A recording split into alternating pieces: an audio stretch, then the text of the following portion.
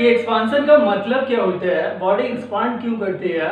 तो उसमें सारा रीजन एक्सप्लेन किया था कि जैसे पोटेंशियल एनर्जी वर्सेस सेपरेशन का कर्व जो है वो रिस्पॉन्सिबल होता है एक्सपांसन के लिए। बात समझ में आ रही है ना।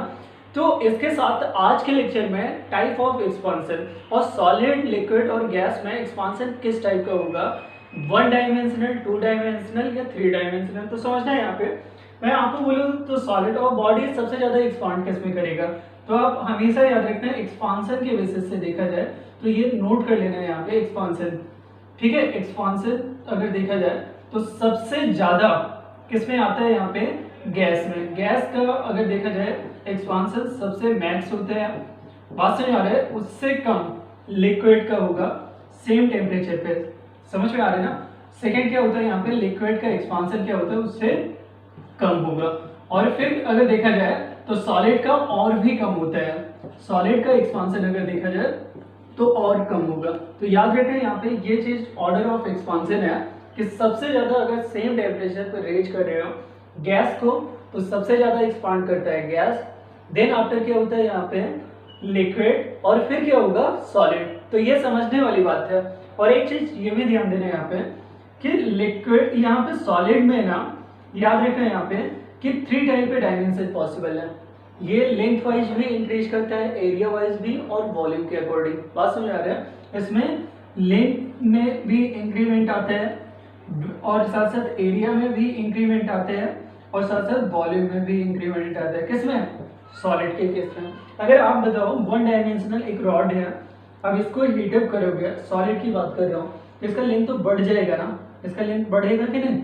तो लेंथ बढ़ने का मतलब यहाँ पे लेंथ वाइज यहाँ पे एक्सपांशन आ रहा है। अगर मैं एक सीट लेता, सीट तो समझ में आ रहा है ना, सिर्फ एरिया होता है जिसमें।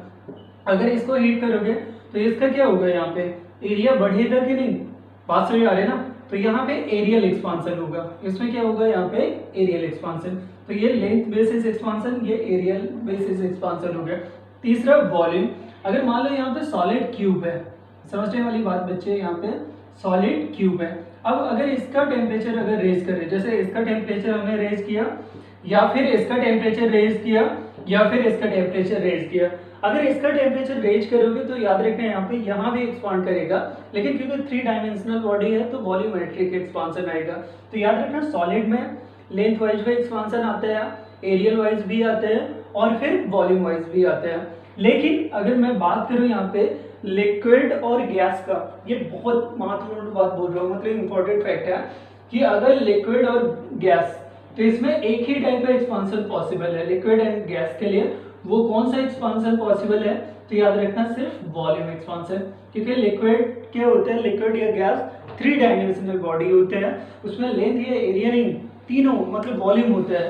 तो इसमें अगर एक्सपांशन आएगा तो कैसा एक्सपांशन पॉसिबल है, तो याद रखना यहाँ पे वॉल्यूम बेसिस। बात समझ आ रही है। लेकिन सॉलिड ऐसा होगा कि उसमें लेंथ बेसिस भी, एरियल बेसिस भी और फिर वॉल्यूम बेसिस भी। इसीलिए क्योंकि हमें थर्मल एक्सपांशन में सॉलिड मटेरियल के लिए से स्टार्ट करेंगे, इसलिए जरूरी है हमें समझना कि यहाँ पे एक्सपांशन कितने टाइप का होगा और वो यहाँ पे एक्सप्लेन। तो ये जितनी चीजें मैंने लिखवाई है इसको अच्छे से नोट करो और देन यहाँ पे एक्सप्लेन करता है कितने टाइप का होगा एक्सपांशन। ठीक है ना, नोट करना। और बच्चे ये ध्यान दे रहे हैं यहाँ पे एक्सपांशन में 3 टाइप का एक्सपांशन लिखा हूँ, linear expansion, aerial expansion, volumetric expansion. ये किसके केसेस पे, तो याद रखना ये किसके बेसिस पे, याद रखना ये on the basis of dimension. और किसके लिए, सॉलिड के लिए। सॉलिड में 3 डायमेंशनल बॉडी होता है ना, क्या होता है 1 डायमेंशनल भी होगा, 2 डायमेंशनल भी होगा, 3 डायमेंशनल भी होगा। दैट्स व्हाई क्या होगा यहाँ पे एक्सपांशन अगर सॉलिड के केस में देखा जाए तो लीनियर भी आएगा, एरियल भी आएगा, वॉल्यूम भी आएगा। तो यहाँ पे सबसे पहले मैं बात कर रहा हूँ यहाँ पे लीनियर एक्सपांशन की। तो हेडिंग हमें क्या करना है यहाँ पे, लीनियर एक्सपांशन। समझना, यहाँ पे हेडिंग आपको नोट करना है यहाँ पे लीनियर एक्सपांशन।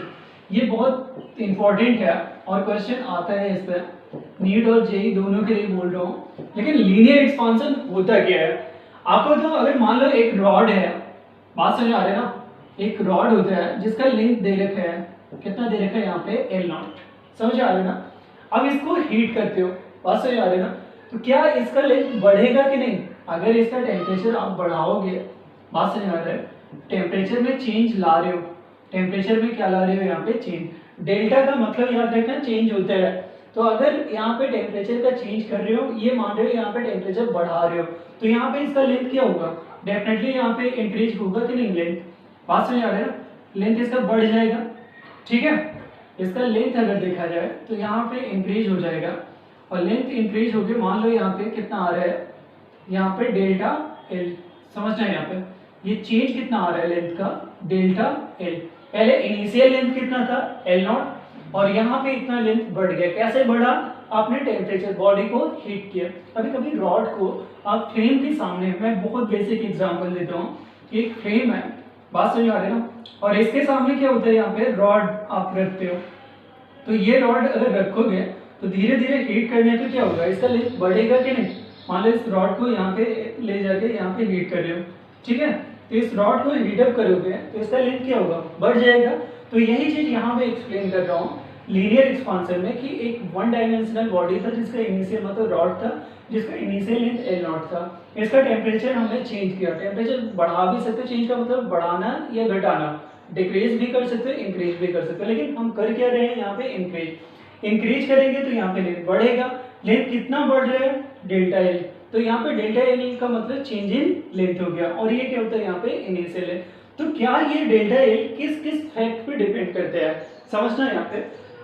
डेल्टा एल याद रखना है यहाँ पे, सबसे पहले फर्स्ट फैक्टर क्या होता है, is directly proportional to L naught. इसका रीजन सुनना, मैं अगर दो रॉड लेता हूँ, एक क्या होता है यहाँ पे 5 सेंटीमीटर का, और दूसरा क्या होता है यहाँ पे 10 सेंटीमीटर का, समझ में आ रहा है ना।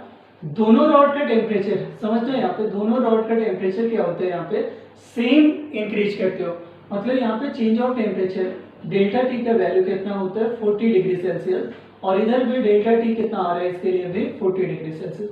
तो रॉड का लेंथ तो अलग अलग है, रॉड का लेंथ तो अलग अलग है ना, लेकिन क्या हो रहा है यहाँ पे दोनों में चेंज ऑफ टेम्परेचर सेम आ रहा है। तो आप मुझे बताओ यहाँ पे कि चेंज ऑफ लेंथ किसका ज्यादा होगा, तो याद रखना जिसका इनिशियल लेंथ ज्यादा होता है उसमें लेंथ का चेंज ज्यादा होता है, पास में आ रहे हैं। इसलिए यहाँ पे change of length is directly proportional to initial length, एक फैक्ट है।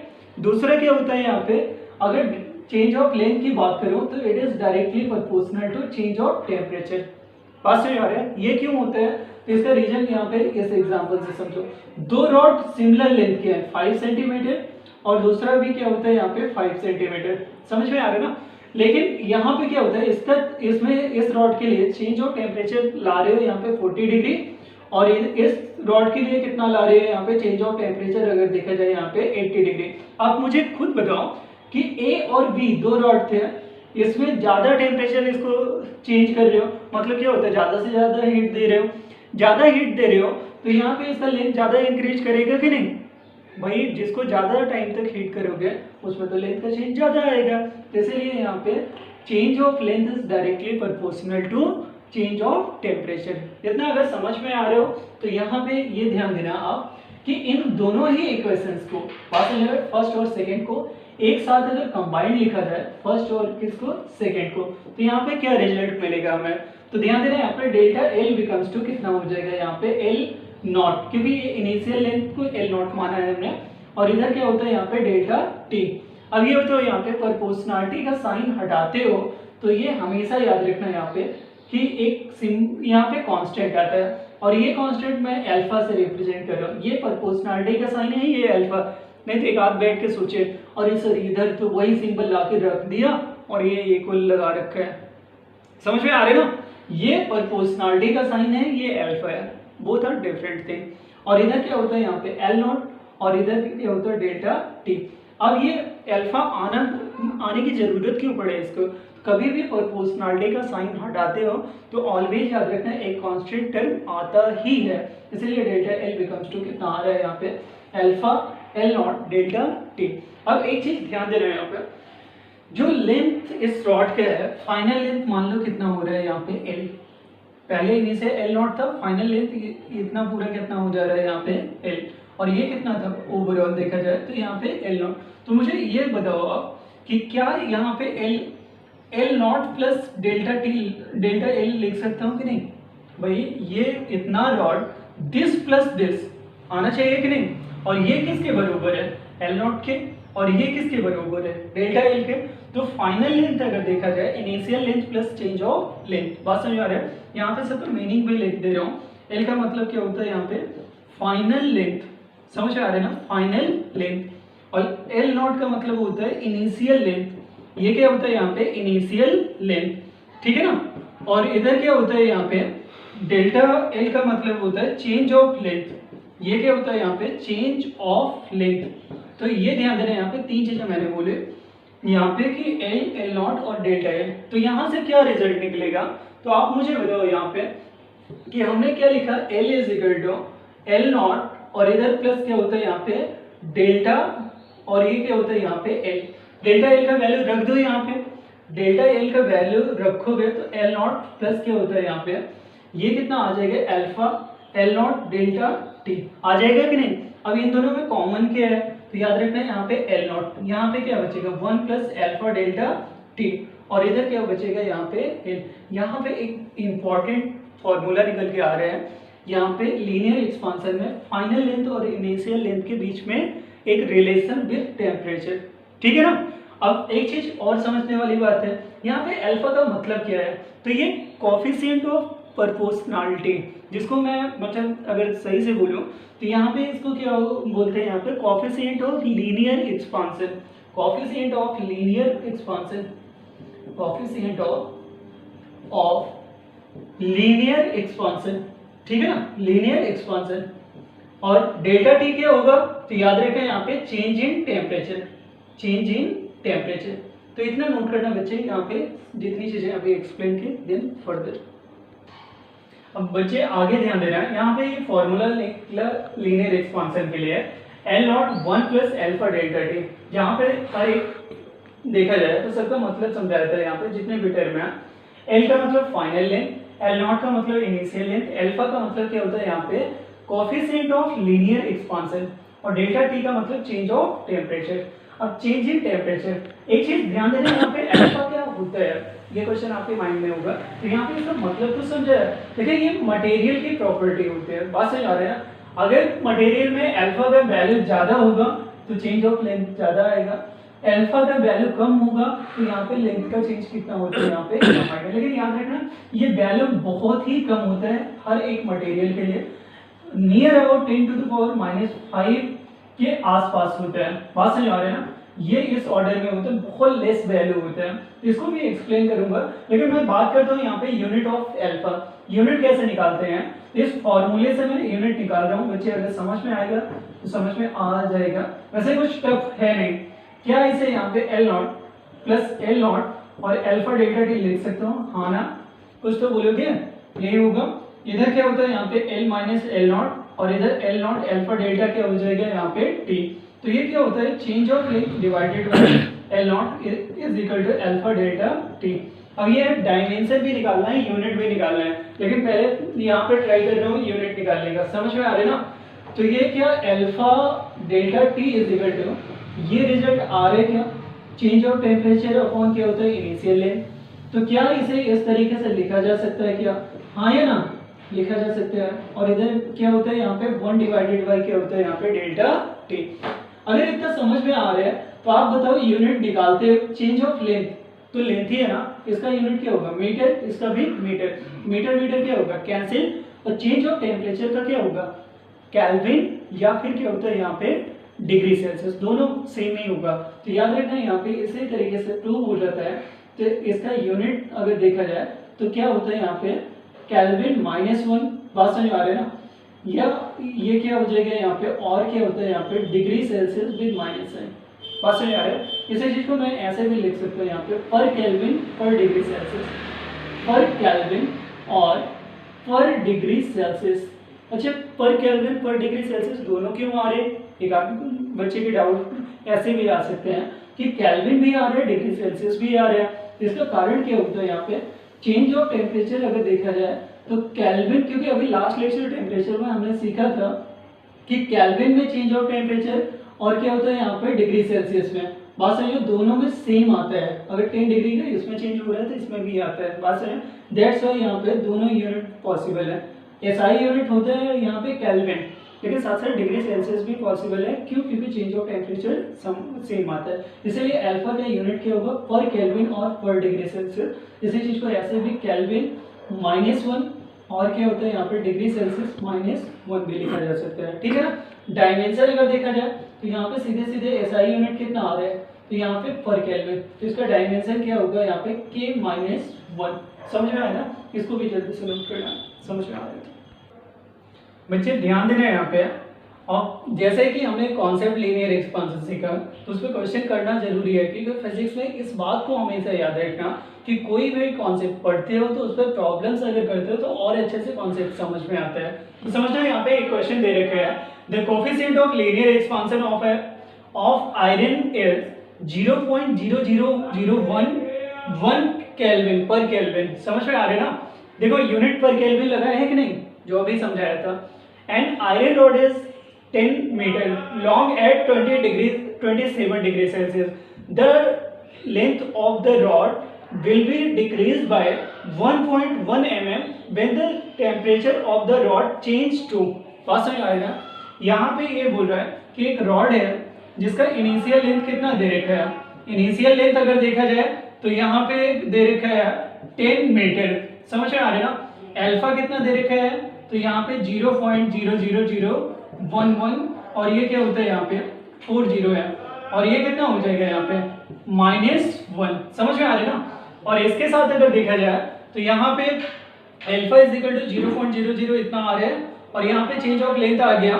इसके साथ साथ अगर देखा जाए तो चेंज इन लेंथ कितना दे रखा है, तो यहाँ पे 1.1 mm, ठीक है ना। निकालना क्या है हमें? चेंज ऑफ टेम्परेचर कितना आएगा, और ये भी बोल रहे हैं यहाँ पे कि mm को चाहो तो 1.1 into 10 to the power minus कितना हो जाएगा यहाँ पे 3, और ये क्या होता है यहाँ पे मीटर। तो याद रखना, इस तरीके से यहाँ पे डेटा पूरा ले लिया है। समझ आ रहा है ना? क्वेश्चन ये था, रॉड एक है जो कि 10 मीटर दे रखा है यहाँ पे इसका लेंथ, और अल्फा दे रखा है, डेल्टा टी दे रखा है, और जब लेंथ 10 मीटर होता है ना तो उस टाइम पे इसका टेम्परेचर कितना दे रखा है यहाँ पे 27 डिग्री सेल्सियस। बहुत मजेदार क्वेश्चन है कि यहाँ पे इसका अगर देखा जाए तो टेम्परेचर कितना दे रखा है यहाँ पे 27 डिग्री सेल्सियस, जब लेंथ इसका कितना होता है यहाँ पे 10 मीटर। अगर लेंथ हमने और इंक्रीज कर दिया फर्दर, इसका इस लेंथ को हमने बढ़ा के मान लो यहाँ पे इतना कर दिया, समझ में आ रहा है ना? इतना एक्स्ट्रा बढ़ा रहे हैं, तो ये जो चेंज ऑफ लेंथ आ रहा है ये कितना आ रहा है यहाँ पे 1.1 mm। 1.1 mm तो बोल रहे हैं कि इतना लेंथ बढ़ाने के लिए टेम्परेचर का चेंज कितना करोगे, मतलब इससे टेम्परेचर बढ़ा के मान लो थीटा डिग्री आ रहा है, तो थीटा माइनस क्या होता है 27 डिग्री का, यहाँ पे आंसर क्या होगा? सीधे से सीधे बोलूँ यहाँ पे तो डेल्टा टी का वैल्यू पूछा है। अब सोचो यहाँ पे ऐसे सवाल के लिए अभी जो फॉर्मूला समझाया था वही तो यूजफुल होगा, और फॉर्मूला क्या था? तो ध्यान देना, यहाँ पे फॉर्मूला यही तो था कि delta L is equal to क्या हो जाएगा यहाँ पे एल नॉट, और अल्फा क्या होता है यहाँ पे डेल्टा टी। हाँ या ना? यही तो आएगा। तो यहाँ पे अगर डेल्टा एल का वैल्यू देखा जाए तो यहाँ पे 1.1 इंटू 10 टू द पावर -3 आएगा, और एल नॉट का वैल्यू देखा जाए तो यहाँ पे 10 मीटर दे रखा है। अल्फा को आप लिख सकते हो यहाँ पे, अल्फा को ध्यान देना यहाँ पे 1.1 और इंटू 10 टू द पावर -5 पर केल्विन लिख सकते हो इसे। बात समझ आ रहा है? ध्यान देना यहाँ पे, ये क्या होता है यहाँ पे पर केल्विन लिखा जा सकता है, यहाँ पे माइनस क्या लगाओगे यहाँ पे 1। समझ आ रहा है ना? तो यहाँ पे क्या हो जाएगा यहाँ पे 10 और अल्फा के प्लेस पे इंटू 1.1 और इंटू 10 टू द पावर -5 और डेल्टा टी निकालना क्या था? डेल्टा टी का वैल्यू। तो आप मुझे बताओ delta T is equal to 1.1 into 10 to the power -3 divided by क्या होता है यहाँ पे 10 और इंटू 1.1 और इंटू 10 टू द पावर -5 आ रहे हैं कि नहीं? हाँ या ना? यही तो आ रहे हैं।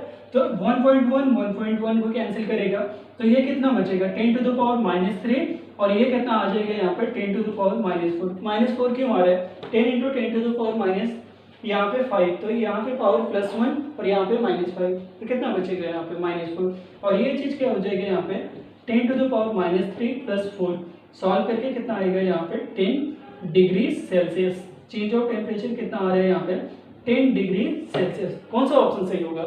BACD। कौन सा ऑप्शन सही है यहाँ पे? बी। समझ में आया ना? तो ध्यान देना यहाँ पे कि कोई भी आप कॉन्सेप्ट सीखते हो तो उसका प्रॉब्लम सॉल्व करना बहुत ज़्यादा जरूरी है। नोट करना इसे भी अच्छे से, ठीक है।